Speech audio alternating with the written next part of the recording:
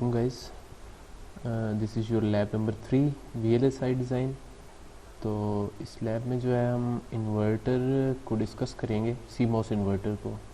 तो inverter basically क्या होता है कि वो अपनी जो उसकी इनपुट स्टेट होती है, उसकी जो आउटपुट होती है वो अपोजिट होती है उसकी इनपुट स्टेट के। मतलब अगर इनपुट पे उसको आपने हाई पल्स दी है तो आउटपुट पे वो लो देगा, और अगर इनपुट पे लो पल्स दी है तो आउटपुट पे हाई पल्स आएगी। तो सीमोस इन्वर्टर आपने क्लास में भी देखा होगा कि बेसिकली इसमें दो जो है ना मेन कंपोनेंट्स होते हैं। एक होता है पीमोस और एक एनमोस। पीमोस क्या होता है कि जब इसको इनपुट पे आप ज़ीरो देंगे तो ये ऑन हो जाएगा। जब ये ऑन हो जाएगा तो हमारा जो आउटपुट है, ये हमारी आउटपुट है, तो आउटपुट पे हमारा VDD आ जाएगा। ठीक है, तो ये होता है पुल अप सर्किट। इसी तरह पुल डाउन सर्किट होता है जो हमारी आउटपुट को ग्राउंड की तरफ पुल करता है। वो क्या है, एक एनमोस है। एनमोस में क्या है, हमारे पास अगर आप इनपुट पे उसको हाई पल्स देंगे, इनपुट पे हाई देंगे तो वो ऑन हो जाएगा। तो जब इनपुट पे 1 आएगा तो हमारी आउटपुट ग्राउंड पे चली जाएगी, लेकिन जब इनपुट पे 0 आएगा तो हमारी आउटपुट VDD पे चली जाएगी। ठीक है, तो ये इसकी एक बेसिक स्ट्रक्चर है। तो इसका हम DC एनालिसिस भी करेंगे और ट्रांजिएंट एनालिसिस भी करेंगे। तो सबसे पहले जो हम इसका एक DC एनालिसिस करेंगे, तो इस DC एनालिसिस क्या होता है वो आपको साथ पता चल जाएगा जब हम इसका जो है वो एनालिसिस करेंगे। तो अभी सबसे पहले हम इधर एक इन्वर्टर डिज़ाइन करेंगे। तो उसके लिए हमें एक PMOS चाहिए और एक NMOS चाहिए।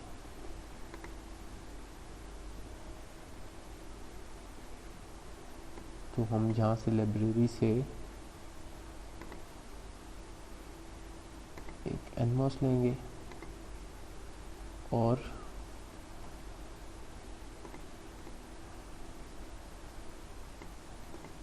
एक PMOS।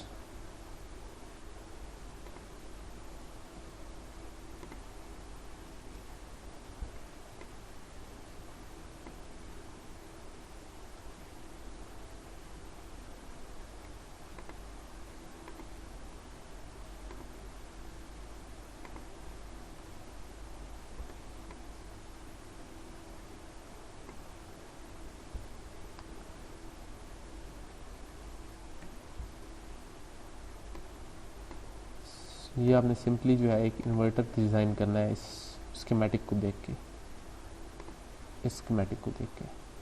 ठीक है, तो जो PMOS का ड्रेन है वो VDD से कनेक्टेड होगा, और इसका जो सोर्स है, सॉरी, VDD का जो सोर्स है वो PMOS का जो सोर्स है वो VDD से कनेक्टेड होगा, और ड्रेन जो है वो आउटपुट से कनेक्टेड होगा। इसी तरह जो NMOS है इसका भी ड्रेन आउटपुट से कनेक्टेड होगा और सोर्स जो है ग्राउंड से कनेक्टेड होगा। तो अभी हम यहाँ पे VDD लगाएंगे।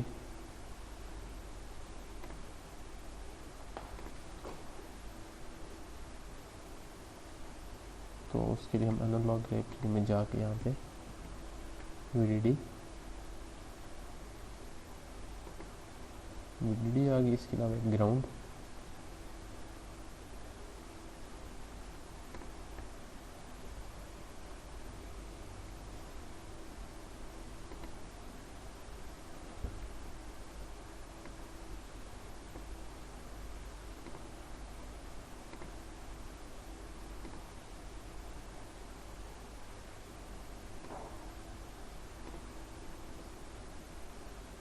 ये हमारा CMOS इन्वर्टर बन गया।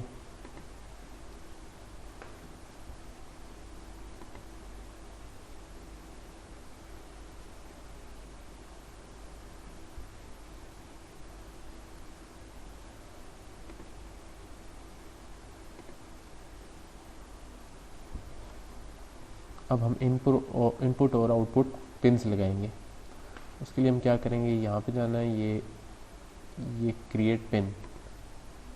ठीक है, तो अभी हमें एक इनपुट पिन चाहिए। यहाँ से इनपुट सेलेक्ट करेंगे और यहाँ पे उसका एक नाम लिख देंगे।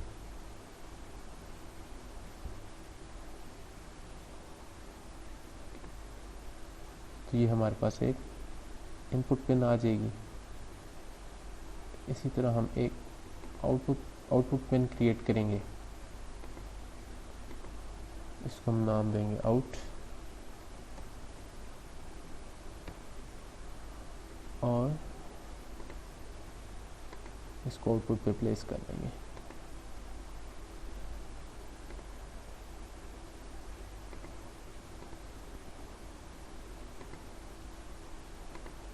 ठीक है, तो ये हमारे पास जो इसका बेसिक स्ट्रक्चर है वो तैयार हो गया। अब हम क्या करेंगे, हम इसकी एक सिंबल क्रिएट करेंगे। तो उसके लिए हम क्या करेंगे, क्रिएट पे जाना है, यहाँ से आपने जाके cell view, from cell view, यहाँ से आपने डायरेक्ट ओके कर देना है। यहाँ पे अब आपके पास पिंस की जो है ना वो आ जाएगी कि आपने पिंस को किस तरह रखना है। अब जैसे लेफ़्ट साइड पे मैंने जो मेरी सिंबल होगी उसकी लेफ़्ट साइड पे मेरी इनपुट पिन होगी और राइट साइड पे मेरी आउटपुट पिन होगी। आप अगर दोनों जो है वो लेफ़्ट साइड पे रखना चाहते हैं तो आप यहाँ से आउट रेस करके यहाँ पे थोड़ी स्पेस देके आउट भी यहीं पे लिख देंगे। तो मैं जो है वो एक लेफ़्ट साइड पे इनपुट पिन रखूँगा और राइट साइड पे आउटपुट पिन रखूँगा। तो आपने यहाँ से प्रेस ओके करना है। तो उसके बाद ये देखिए, अब ये हमारे पास दरमियान में जो है सिंबल टाइप बन गया। ये लेफ़्ट साइड पे इनपुट पिन आ गई और राइट साइड पे आउटपुट पिन आ गई। अब हम इस सिंबल को थोड़ा सा रीड्रॉ करके इन्वर्टर की शेप दे देंगे। तो उसके लिए आपने इसको पहले डिलीट कर देना दरमियान में से। उसके बाद ये जो रेड बॉक्स है इसको आपने थोड़ा सा ऐसे स्ट्रेच करना है ऊपर की तरफ, ये ठीक है। उसके बाद आपने इसको डिलीट कर देना है, ठीक है। अच्छा, उसके बाद आपने क्या करना है, ये ऊपर आपके पास यहाँ पे होगा शेप, क्रिएट शेप, ठीक है। यहाँ से आपने लाइन सेलेक्ट करनी है। तो उसके बाद आप क्या करेंगे, ये आपने एक स्ट्रेट लाइन लगाई, सॉरी, ये एक बार आपने यहाँ से प्रेस करना है। उसके बाद इसको प्रेस करके छोड़ के एक मतलब क्लिक करके फिर इसको नीचे ड्रैग करना है। फिर जितनी लंबी लाइन लगानी है उसके बाद फिर दोबारा क्लिक करना है। क्लिक करेंगे तो आपकी लाइन लग जाएगी। उसके बाद आपने फिर दोबारा स्ट्रेच करना है, जहाँ तक लेके जाना है वहाँ पे जाके दोबारा क्लिक कर देना है। फिर वहाँ से वापस स्ट्रेच करके यहाँ पे। तो ये हमारे पास एक इन्वर्टर की ना शेप बन जाएगी। इसके आगे हम एक बबल भी लगा देते हैं। तो ये सर्कल, तो यहाँ पे आपने एक बार क्लिक करना है, फिर इसको ड्रैग करना है तो ये सर्कल बन जाएगा, ठीक है। तो उसके बाद इस सर्कल को हम थोड़ा सा ड्रैग कर लेंगे।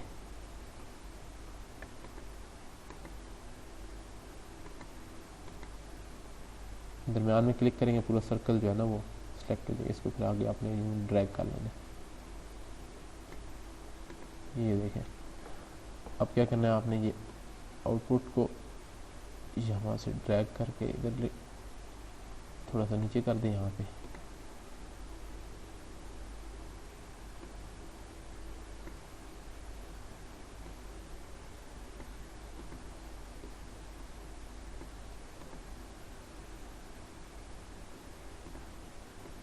ये इंस्टेंस नेम यहाँ पे रख दें। यहाँ पे आप इसको क्यू प्रेस करेंगे या आप यहाँ पे इन्वर्टर लिख दें डायरेक्टली,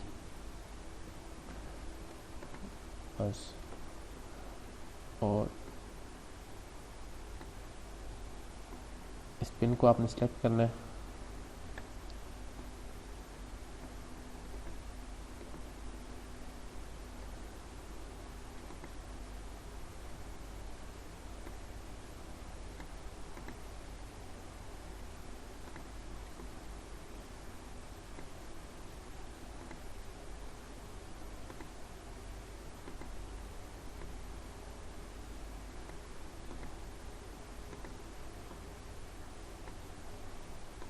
इस तरह इसको आपने ड्रैग करके यहाँ पे ले आना है और इसको यहाँ पे, ठीक है। इसको अब यहाँ से उठा के भेज के यहाँ रखते हैं।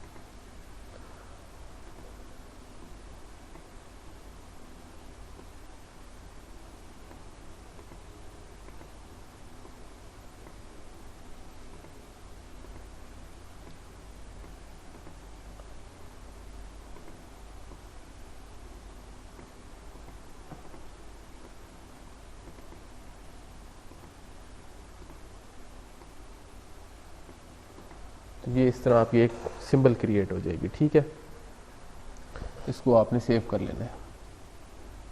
ये यहाँ पे ऊपर चेक एंड सेव है। ठीक है, इसको भी आपने सेव कर लेना।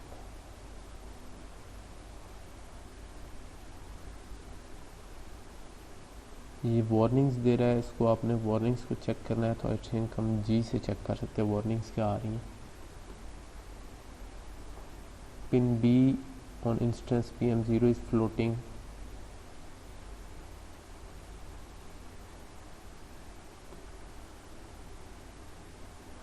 तो ये हमारी जो बॉडी पिन्स हैं ये दोनों फ्लोट कर रही हैं। तो हम ये जो इसकी पीमोस की जो बॉडी टर्मिनल है, तो पीमोस का जो बॉडी टर्मिनल होता है इसको हम कनेक्ट कर देंगे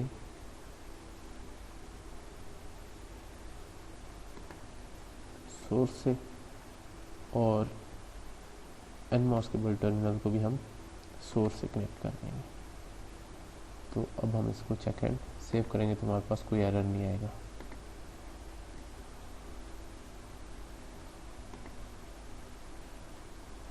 अगर आपके पास कोई वार्निंग या एरर आए तो आपने उस मैसेज को क्लोज करना है और जी प्रेस करेंगे तो आपके पास वो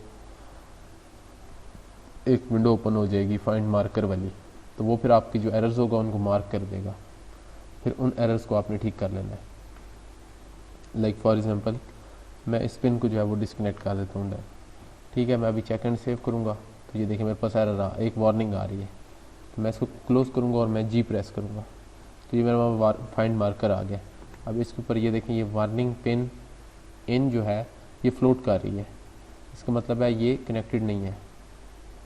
तो मैं इसको अगर अप्लाई करूँगा तो मेरी वो पिन जो है वो हो जाएगी, मार्क हो जाएगी। ये देखें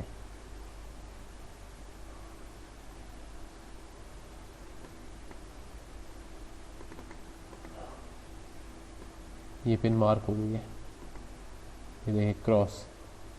तो इसको आपने ये कनेक्ट करना है, दोबारा चेक एंड सेव करेंगे तो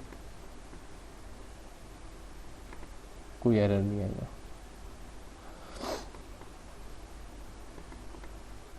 अच्छा, अब सिंबल भी क्रिएट होगी। अब हम क्या करेंगे, अब हम वापस जाएंगे। अब हम एक बनाते हैं न्यू सेल व्यू। अब हम यहाँ पे इस इन्वर्टर का एनालिसिस करेंगे। Inverter 1 test. अब यहाँ पे हम इसका जो है वो डीसी एनालिसिस करेंगे।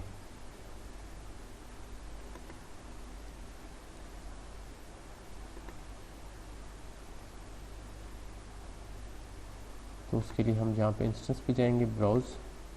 अब आप देखें कि आपने जो पहले इन्वर्टर बनाया उसकी एक सिंबल क्रिएट होगी। INV1 था ना, तो ये INV1 पे जाएंगे, ये सिंबल क्रिएट होगी। इस सिंबल को आपने सेलेक्ट करना है। ये देखिए अब आप जहाँ चाहे इसको प्लेस कर सकते हैं। ये मैंने इसको प्लेस कर दिया। अब इसको हम टेस्ट करेंगे।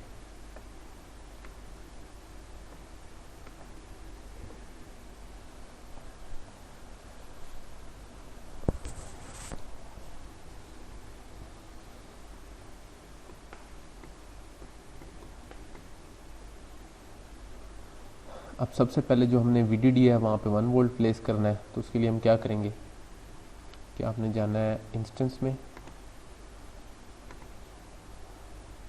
यहाँ से आपने एनालॉग लाइब्रेरी और यहाँ से आप चूज़ करेंगे VDC। तो VDC आप 2 सोर्सेस प्लेस कर लें। उसके बाद VDD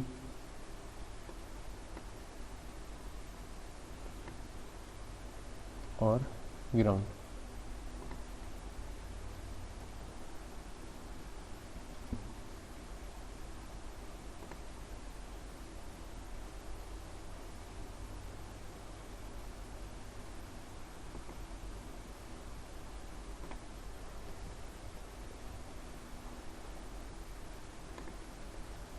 और एक आपने कैपेसिटर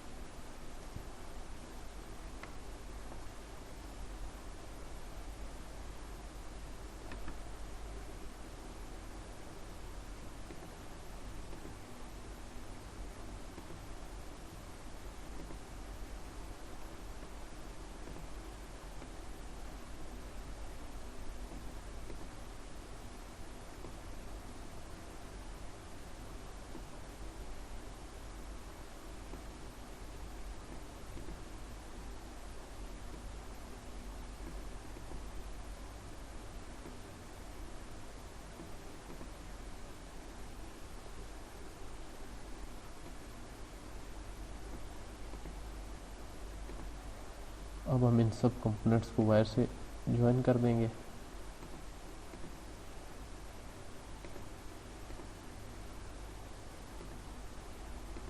जब इनपुट टर्मिनल है इन्वर्टर का, ये इसका आउटपुट टर्मिनल है।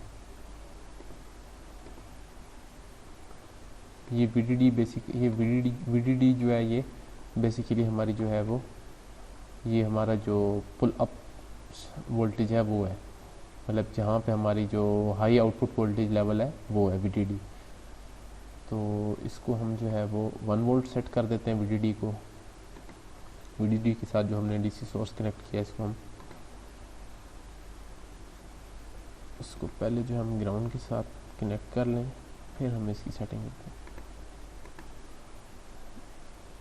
अब ऑलमोस्ट हमारी जो है वो सर्किट की कनेक्शंस कंप्लीट हो गए।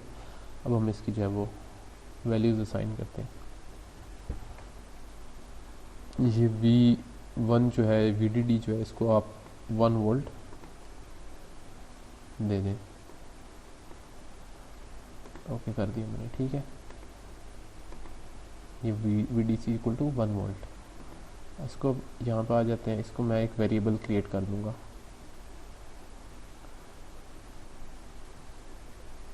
इसको मैं कह देता हूँ Vin।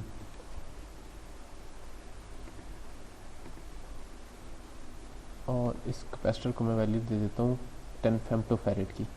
ये बेसिकली जो है ये आपकी इन्वर्टर की जो है ना, यूँ समझ लें जो पैरासिटिक कैपेसिटेंसेस होती हैं ना, ये वो है।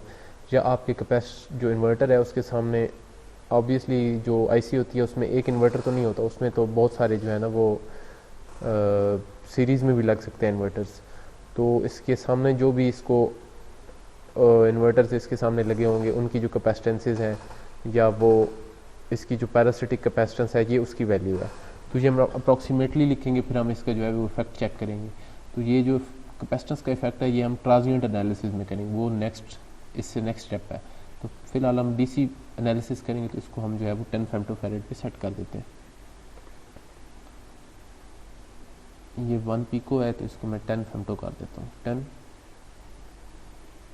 आप इसको पी को एफ कर दें।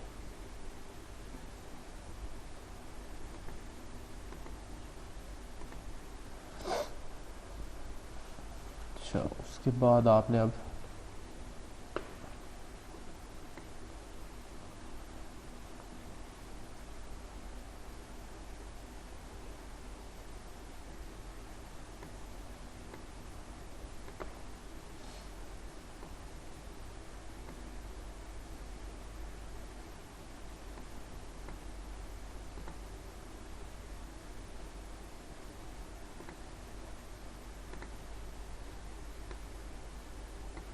आपने जाना है एनालॉग डिज़ाइन एनवायरनमेंट में, ADAL में।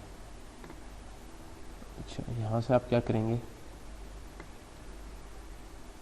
यहाँ से आपने सेट करना है simulation, analysis, choose DC analysis. अच्छा, उससे पहले मैं आपको थोड़ा सा ना इन्वर्टर का ना DC एनालिसिस का थोड़ा समझा दूँ यहाँ से थ्योरेटिकली। तो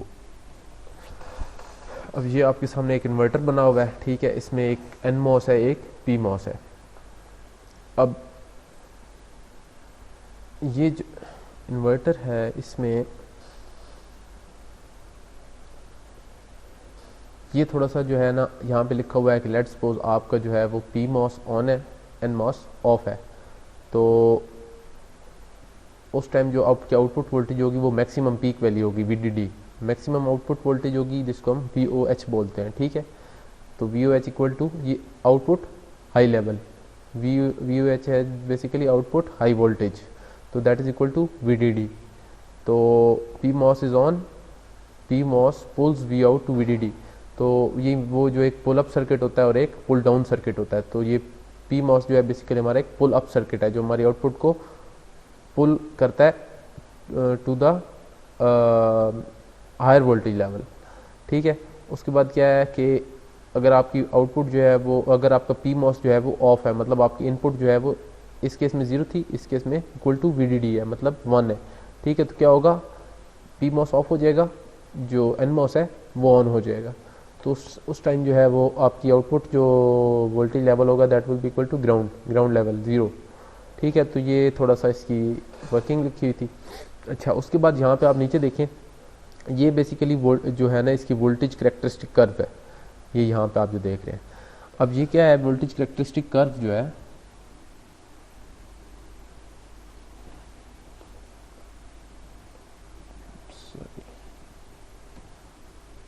यहाँ से बता देता हूँ।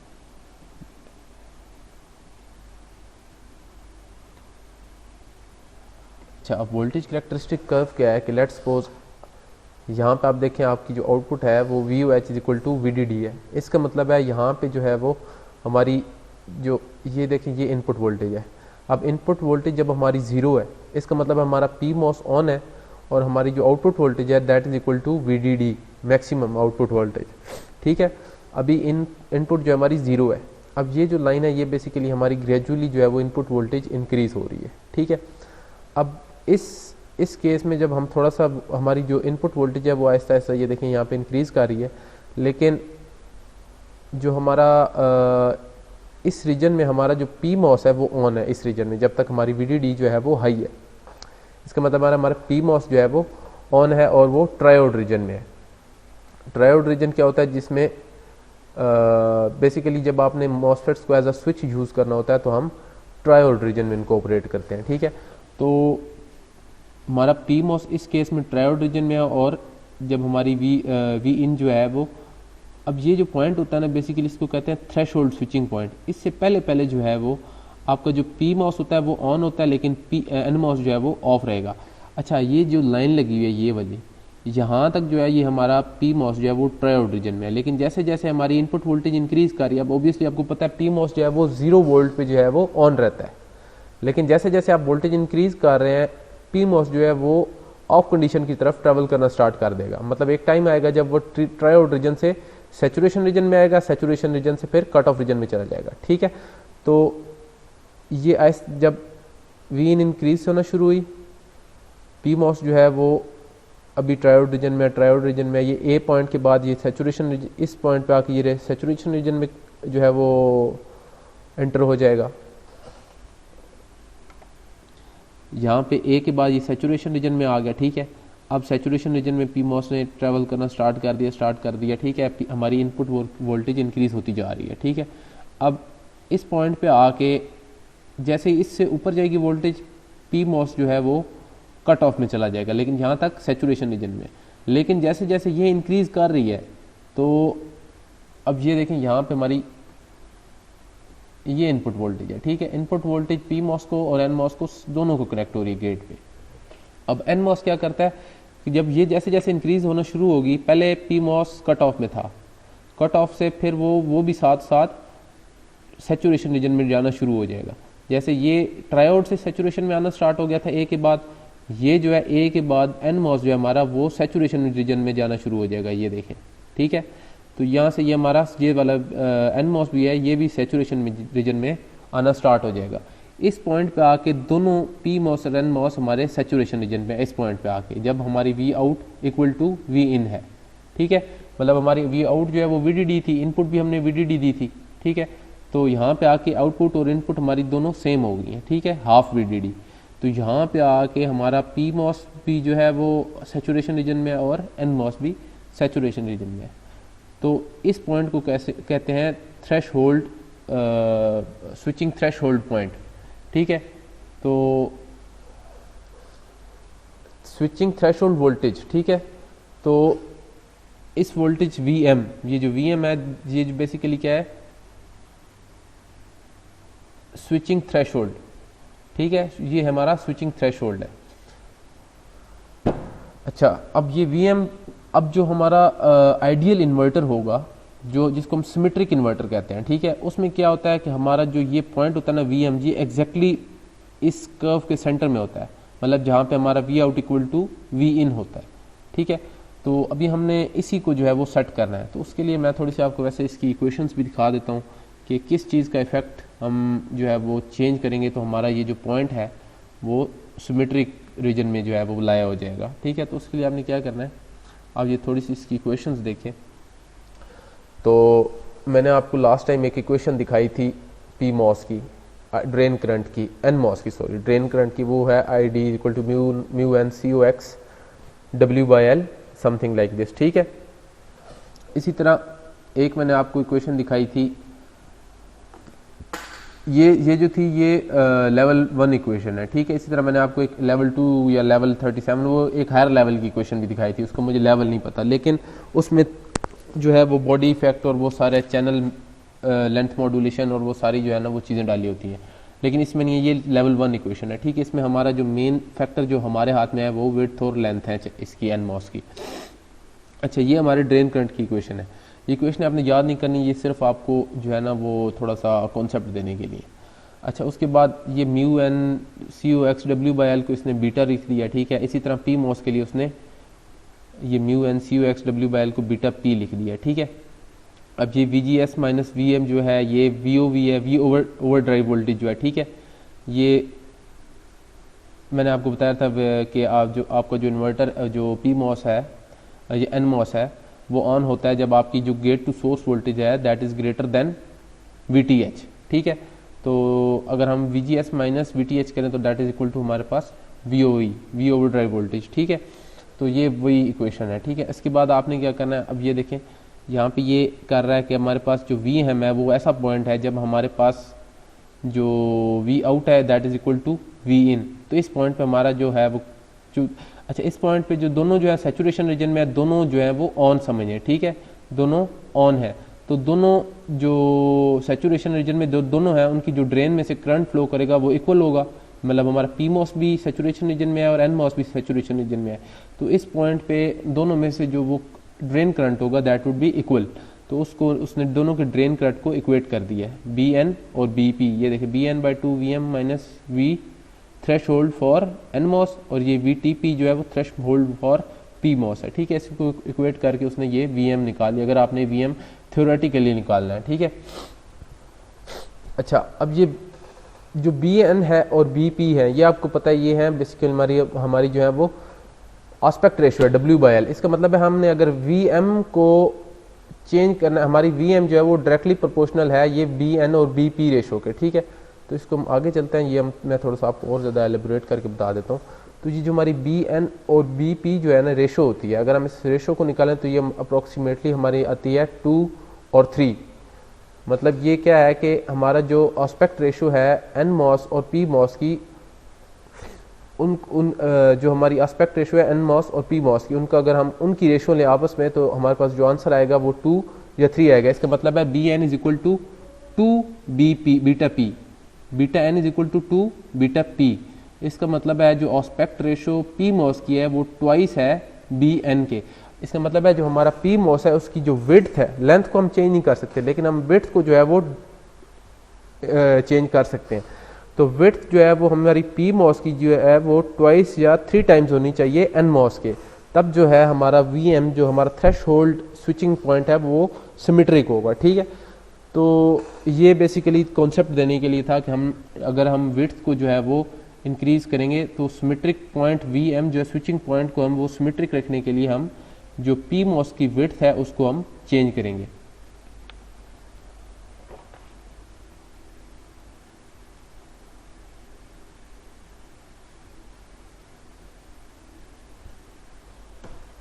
तो ये थोड़ा सा कॉन्सेप्ट था, ये आपने इक्वेशन याद नहीं करनी, ये जस्ट आपको थोड़ा सा एक कॉन्सेप्ट देने के लिए था कि हम अगर इसकी विड्थ को ट्वाइस रखेंगे तो इसका मतलब है कि बी पी जो है हम वो सॉरी वी एम जो है जो हमारा थ्रेश होल्ड स्विचिंग पॉइंट है उसको हम एग्जैक्टली सेंटर में लाना चाह रहे हैं, ठीक है।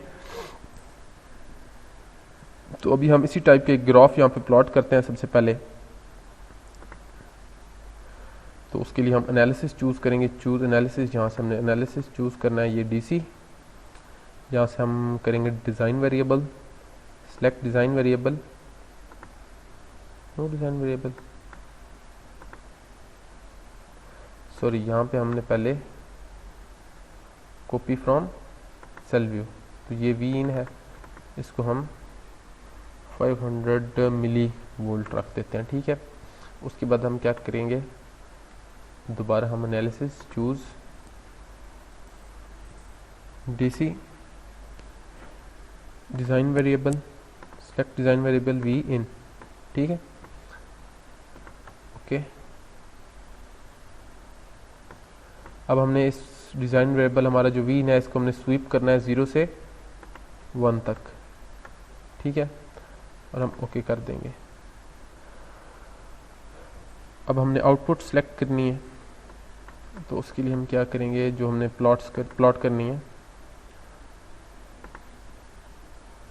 एक हमने इनपुट और एक आउटपुट। तो ये हमारे पास एक इनपुट आ जाएगी और एक आउटपुट आ जाएगी।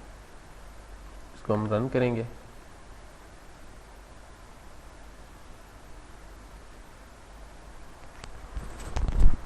तो ये देखें हमारे पास कुछ उसी तरह का प्लॉट आ रहा है, लेकिन ये देखें ये एग्जैक्टली जो है वो सेंटर में नहीं है। ये देखें ये ऑलमोस्ट यहाँ पे जाके इसका जो है वो सेंटर जो है वो बनेगा।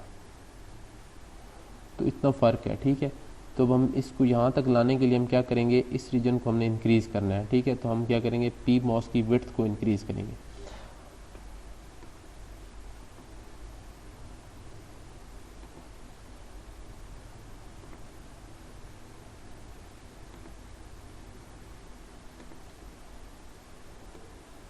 हम यहाँ पे आएंगे,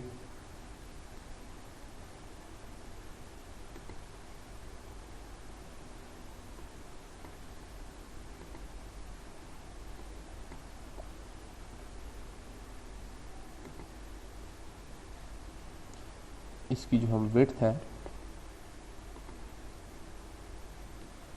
ये हम इसको कर देते हैं W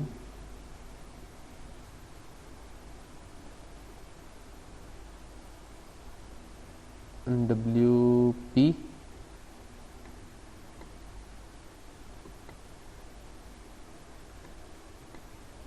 और n मॉस की विड्थ को हम WN कर देते हैं।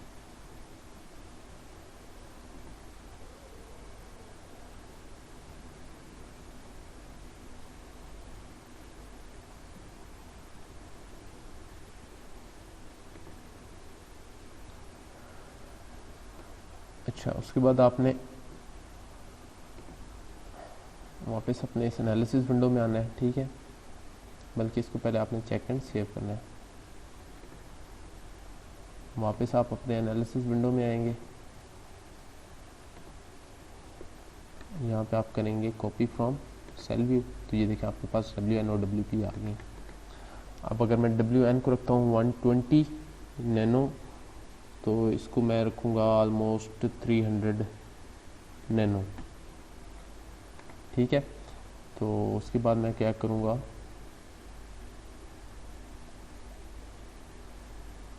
यहाँ से मैं कर दूँगा अपेंड। अपेंड क्या होगा कि ये उसी ग्राफ के ऊपर ही जो ऑलरेडी बना हुआ है उसके ऊपर ही नेक्स्ट जो हमारा प्लॉट है उसको प्लॉट कर देगा।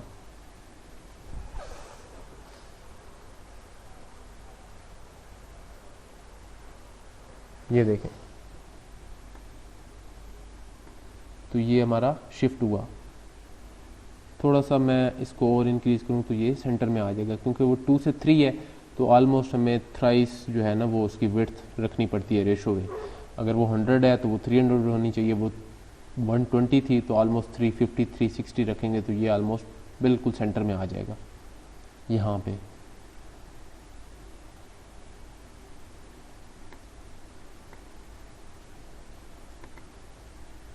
तो मैं इसको जो है वो कर देता हूँ 350। अब मैं इसको फिर अपेंड और रन करूँगा। थोड़ा सा और करेंगे, 360 कर देते हैं।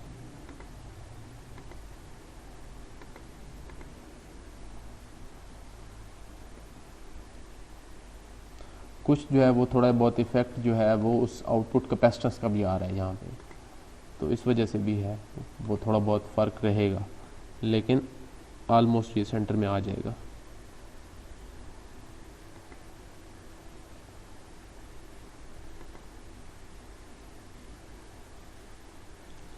ये ऑलमोस्ट सेंटर तक आ गया, ठीक है। तो ये बेसिकली हमारी जो है ना वो डीसी एनालिसिस था इन्वर्टर का। तो इंशाल्लाह नेक्स्ट जो पार्ट है उसमें हम ट्रांजिएंट एनालिसिस करेंगे, जिसमें हम output, wave cut, rise, fall time और जो आउटपुट कैपेसिटेंस है इसका जो है वो इफेक्ट चेक करेंगे, हमारी जो आउटपुट आती है उसकी राइज और फॉल टाइम पे या डिले में।